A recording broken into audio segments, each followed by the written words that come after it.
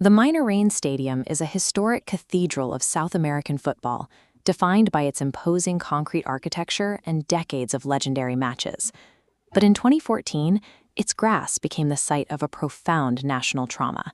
A 7-1 loss to Germany in the World Cup left a scar on the collective memory of the entire country. Returning to this specific pitch years later forced the veterans of that same squad into a harsh reckoning. The environment itself functioned as a constant reminder of their most visible failure. While the standings required 3 points for World Cup qualification, the match served a different purpose, proving the national team could function inside the physical site of its own collapse.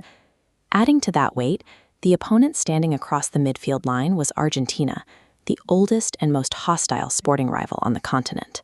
Leading them was Lionel Messi, a player whose individual talent could single-handedly expose any lingering fragility in the Brazilian defense. The Brazilian backline faced a complex math problem.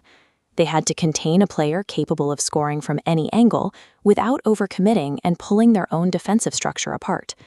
Allowing Messi to dictate the game here would suggest the vulnerabilities of 2014 remained unaddressed, leaving the team's recovery incomplete at the very location where the original nightmare began. Brazil's defensive answer was built on aggressive physicality. They deployed a systematic rotation designed to immediately disrupt Argentina's passing rhythm. Defenders closed the gap the moment the ball left an Argentine foot. They used hard, calculated tackles to stop his momentum before he could face the goal. This created a tactical anomaly.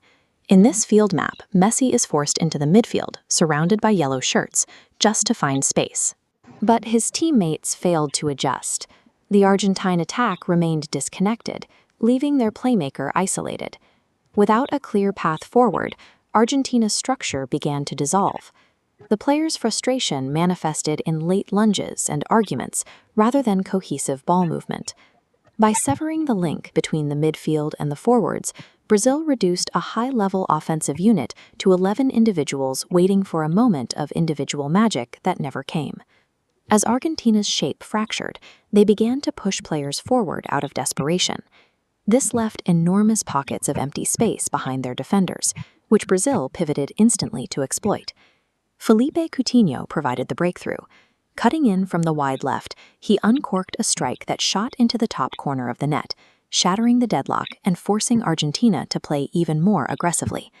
That openness played into Neymar Jr.'s strengths. His pace down the wings forced multiple defenders to abandon their zones to keep up with his dribbling. This created openings for players like Paulinho to surge through the middle.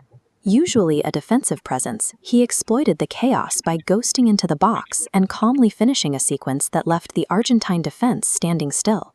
While Argentina gambled their entire match on the feet of one star, Brazil utilized collective movement to punish every defensive error.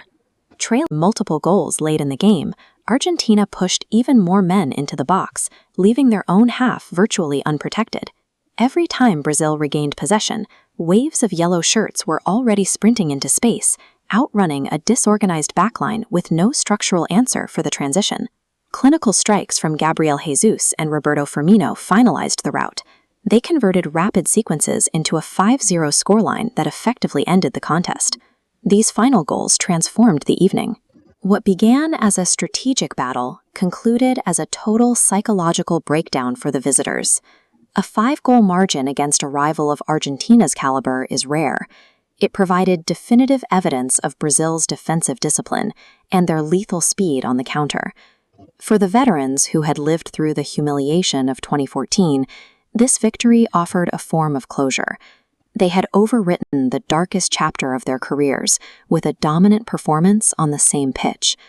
The 60,000 spectators spent the final minutes in celebration, replacing years of stadium-wide anxiety with the confidence of a restored national sporting identity.